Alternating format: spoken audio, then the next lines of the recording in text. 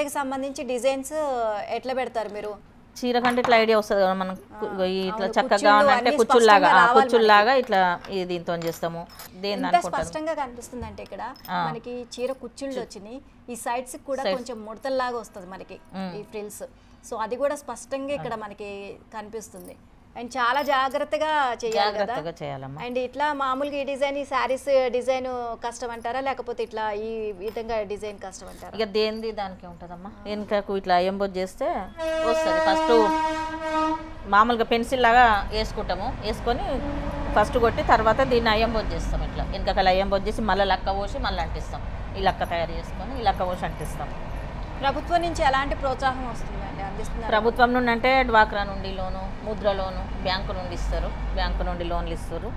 ఇక ఎంత పెట్టినా మాకు పెట్టుబడికి తక్కువే ఉంటుంది. ఇంట్రెస్ట్ ఎంత కట్టాలి ఇచ్చినా సరే తక్కువే తక్కువే ఉంటుంది పెట్టుబడి కావాలంటే.